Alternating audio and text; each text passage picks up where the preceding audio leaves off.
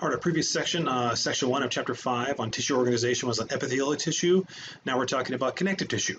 And connective tissue, what you should be able to know or be able to describe to some extent after going through this section, and going back as often as you need to, as always, to describe the three components of connective tissue. I'll give examples of resident cells and wandering cells in connective tissue proper. Name 3 types of protein fibers that are found in connective tissue. Identify 3 types of molecules that may be found in ground substance. Describe the functions of connective tissue, compare and contrast mesenchyme and mucous connective tissue, and distinguish the types of connective tissue and the locations where each type is found. So, all connective tissue shares 3 basic components: cells, protein fibers, and ground substance. Cells. Classes of connective tissue have specific cell types. Most cells are not in direct contact with each other. 2 classes are resident and wandering cells, as far as connective tissue goes. Resident cells, they're stationary, they're housed in connective tissue, they support, they maintain, repair that extracellular matrix. Examples of those resident cells are fibroblasts and adipocytes. Fibroblasts are flat cells with tapered ends. They're most abundant resident cells in connective tissue proper, and they produce fibers and ground substance of extracellular matrix. Whereas adipocytes are the fat cells. They appear in small clusters in some types of connective tissue proper, and adipose connective tissue is the dominant area of large clusters. Little graphic representation, at least to be able to see, we're talking about like a fibroblast versus the adipocyte. Okay, this is actually coming from mesenchymal stem cell, and then that creates these committed precursor cells, but you're not going to have to know that right now. Examples of resident cells, just like we showed that previous slide, you got a first look of it there. The mesenchymal cells, it's an embryonic stem cell. It divides to replace damaged cells. One replaces a mesenchymal cell, another becomes a committed cell. Okay. Fixed macrophages, they're relatively large, irregular shaped cells. They're derived from monocytes, white blood cells. They're dispersed through the matrix, and they phagocytize or engulf damaged cells or pathogens. That's what they do, macrophages do. And they release chemicals that stimulate the immune system, and they attract wandering cells. And those wandering cells continuously move through connective tissue. They're components of the immune system, right? And they repair damaged extracellular matrix, types of leukocytes like white blood cells. They protect the body from harmful agents. And types of wandering cells, you have your mast cells. They're small mobile cells that are close to blood vessels. They secrete heparin to inhibit blood clotting, and they secrete histamine to dilate the blood vessels. Whereas plasma cells form when B lymphocytes are activated when they're exposed to foreign material, and they produce antibodies, the proteins that immobilize foreign materials. Okay. And other types of wandering cells for the immune system, we have the macrophages that are mobile phagocytic cells. They function like fixed macrophages, yet they're able to move. And other leukocytes like neutrophils and T lymphocytes. The neutrophils phagocytize bacteria, and then they eat it, right? And the T lymphocytes attack foreign materials. They're a leukocyte that attacks foreign materials. Protein fibers in connective tissue. We have collagen. It's unbranched cable-like long fibers, numerous in tendons and ligaments. The most plentiful protein in the body is essentially collagen. You have that in your skin, right? Pretty much every primary area of your skin and hair and nails, that collagen plays a role. That said, you have reticular fibers as well. They're similar to collagen fibers, but they're thinner. They're abundant in the stroma of some organs like lymph nodes. And elastic fibers contain the protein elastin. They stretch and recoil easily, are found in the skin and the walls of arteries, giving that elasticity, right? Ground substance is a non-cellular material that's produced by the connective tissue cells, and it's residents of CT cells and protein fibers.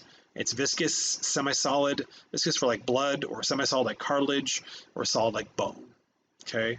And ground substance, but plus the protein fibers equals that extracellular matrix. It's going to keep coming up again and again. As far as ground substance goes, we also have our glycosaminoglycans, GAGs, the large molecule to the ground substance. The charge attracts cations, or as I like to say, cations. I just have always liked to say that, so I do.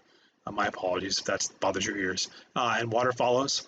Proteoglycans form with the GAG, the glycosaminoglycans that are linked to a protein, and 90% of the carbohydrate is in the form of the GAGs.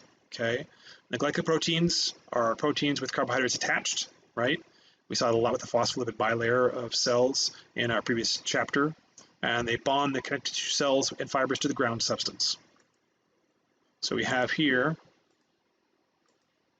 so you can see our blood vessel, and then showing the ground substance extracellular matrix here.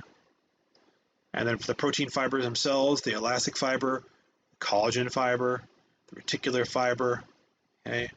And for the resident cells, the mesenchymal cell, macrophage, adipocyte, and the fibroblast. Okay? You see a little graphic representation of these. Now from scurvy, in the case of scurvy and looking at a clinical view of it, I'll try and cover these when I can. We don't have time to do it. Collagen is an important protein, and it strengthens and supports almost all bodily tissues, like we said. Vitamin C is also essential for healthy collagen fibers, and scurvy is caused by vitamin C deficiency, and that creates weakness and gum ulceration, hemorrhages, abnormal bone growth. It's caused by nutritional deficiencies in vitamin C, right? It's treated by consuming foods high in vitamin C or supplements. It's actually very treatable, potentially, depending on time frame wise, but usually they can come back within a few weeks in many cases. Like all things, there's always exceptions, but generally speaking, that's true. Functions of connective tissue, physical protection, right? Support and structural framework, the binding of structures, storage, transport, immune protection, all those things are true of connective tissue. Mesenchyme is a source of all other connective tissue cells. The adult connective tissue often has mesenchymal stem cells, and mucous connective tissue is found in umbilical cord only. Okay? And now looking at Marfan syndrome, it's a rare genetic disease of connective tissue. It causes skeletal, cardiovascular, and visual abnormalities due to abnormal chromosome 15 specifically. The symptoms are abnormally long fingers, toes, and limbs, malformation of thoracic cage, vertebral column, weakness in the aorta, abnormal heart valves, slip lens of the eye, a lot of very challenging functional issues, right? Weak ligaments, tendons, and joint capsules, a lot of things just really affected greatly with connective tissue that plays a huge role, often leading to, unfortunately, death before age of 50 due to cardiovascular problems, okay? With elasticity of tissues and issues with our respiratory capacity, among other things. And early diagnosis and medical management allows a longer lifespan. So obviously knowing more about it, like any disease, knowing more about not only its cause, but catching it early plays a great role and being able to identify it. As far as connective tissue classification, then, we have our common origin of mesenchyme. We have connective tissue proper, supporting connective tissue, and fluid connective tissue. The connective tissue proper, we have the loose connective with a few fibers, more ground substance like areolar, adipose, reticular, dense connective tissue, with dense, irregular, and elastic. There are more fibers, less ground. Then we have supporting connective tissue, our cartilage and our bone. Okay, or a semi-solid matrix, which is the cartilage, and our solid, which is the bone, the supporting connective tissue. And of course, the cartilage, as you probably heard before, and you maybe recall, hyaline cartilage, and of course, we also have fibrocartilage and elastic cartilage. And the bone, we have compact and spongy bone. And then we also select fluid connective tissue from the basic common origin mesenchyme for connective tissue. We have blood and lymph. So with connective tissue proper, we have loose connective tissue. There's fewer cells and protein fibers than the dense version. Protein fibers are sparse, are regularly arranged. They're the body's packing material, essentially. Give support to structures. And three types are areolar, adipose, and reticular. So with areolar CT, it's the loose organization of collagen and elastic fibers. They're highly vascularized. They contain all the fixed and wandering cells of the connective tissue proper. The ground substance is abundant and viscous, and it's typically found in the papillary layer of dermis, subcutaneous layer, and surrounding organs, nerve and muscle cells, and the blood vessels. Adipose connective tissue, we know it as fat, right? Composed mostly of adipocytes. That's where you find fat is an adipose fat is in the form for cell-wise is adipocytes. Two types, we have our white, which stores energy, acts as an insulator and cushions. We have brown, found in newborns, generates heat and lost as we age. Too much is made, I will say, in the media between brown fat and your issues with brown fat, and it's a bit of a unnecessary look down at what we should be looking at greater problems rather than worrying about whether someone has white or brown fat. If we have time to come back to such case studies, we will. Adipose gain or loss is due to adipocytes enlarging or shrinking. Okay? We'll talk a lot more about that when it comes to the endocrine system as well, playing a role with that. Reticular connective tissue, we have the meshwork of reticular fibers, fibroblasts, and leukocytes, the structural framework of many lymphatic organs like the spleen, the thymus, the lymph nodes, and the bone marrow. As far as classification of connective tissue with the dense connective tissue, Now we're talking about mostly protein fibers. They're less ground substance than the loose connective tissue, and collagen fibers predominate here. We're talking about dense, irregular, and elastic. They're tightly packed, parallel collagen fibers. They resemble stacked lasagna noodles. This is a pretty good picture of thinking about dense, regular connective tissue. And you find it in tendons and ligaments. And as far as tendons and ligaments go, tendons are really like thick rope, and ligaments are like thick rubber bands from a standpoint of elasticity, how much give there is. They're both meant to be very strong, obviously, but for different purposes in relationship to muscle attachment to bone versus bone to bone, right? Stress is typically applied in a single direction, generally speaking, a few blood vessels, and it takes a long time to heal. Connective tissue just takes a lot longer to heal and grow, and it can grow, than does something like muscle, which is often where people have most problems. And then when they have connective tissue issues, those issues can become much, much more problematic long term. Dense, irregular connective tissue, we're talking about clumps of collagen fibers that extend in all directions. They provide support and resistance to stress in multiple directions. You typically find this around joint capsules, in addition to dermis of the skin, periosteum of bone, and the perichondrium of the cartilage, and the capsules around internal organs as well. And elastic connective tissue is branching, densely packed elastic fibers are able to stretch and recoil. We're talking about the walls of large arteries, the trachea, and the vocal cords, or internal in this case. As far as supporting connective tissue like cartilage and bone, cartilage is a firm, semi-solid extracellular matrix with collagen and elastic protein fibers. And chondrocytes, we're talking about mature cells. They occupy small spaces called lacunae, and they're surrounded by, also this cartilage is surrounded by a dense, irregular connective tissue covering called the perichondrium, with an outer fibrous layer, intercellular layer. Cartilage is more resilient than other forms of connective tissue. It's more flexible than bone.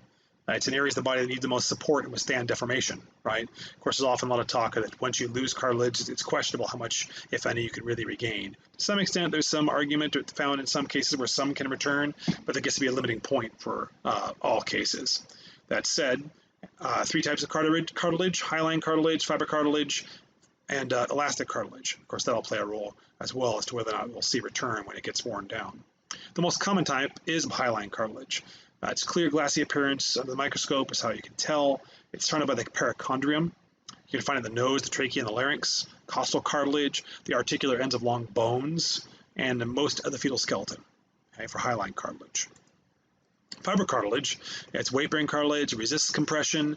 Protein fibers are in regular bundles between chondrocytes. They have sparse ground substance, no perichondrium. They're located in the intervertebral discs, the pubic symphysis, and the menisci, or the meniscus of one knee, or menisci of the knee joints. The multiple menisci that you have. Elastic cartilage is flexible, springy cartilage. There are numerous densely packed elastic fibers. They ensure tissue is resilient and flexible. Chondrocytes are loosely packed. They're surrounded by perichondrium. They're located in the external ear and the epiglottis. As far as bone, it's more solid than cartilage. Clearly, we're talking about spongy and compact versions, right, of bone. And we have greater support, but they're less flexible. Organic components are collagen and glycoproteins. Inorganic, we're talking about calcium and salts. Of course, everybody talks about calcium a lot. Bone cells, osteocytes. Those are the bone cells. They're housed within the spaces in an extracellular matrix called lacunae. And the 2 types are compact and spongy bone.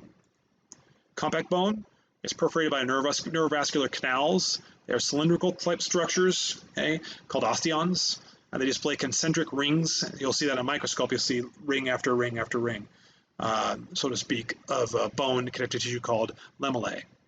And the lamellae circle the central canal and the location of blood vessels and nerves. And then spongy bone is located in the interior bone, the deeper aspect of the bone. There's latticework-like type structure there. It's strong and lightweight.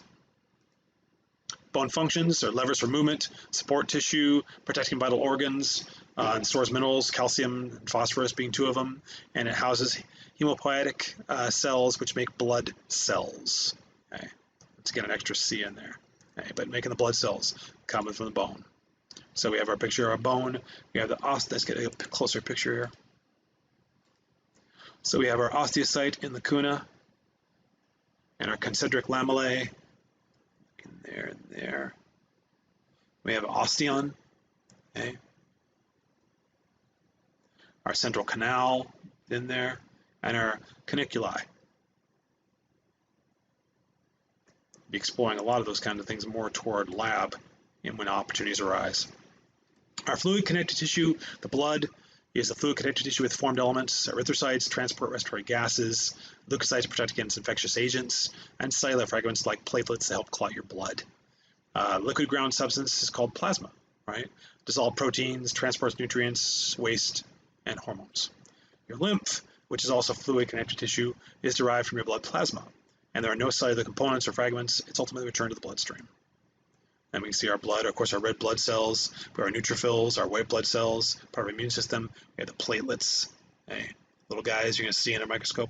Lymphocytes, see like the purple guy there, the white blood cell, and then plasma, right, all around it. So, what did you learn? What are the basic functional differences between resident cells and wandering cells in connective tissue? What's the function of GAGs and ground substance?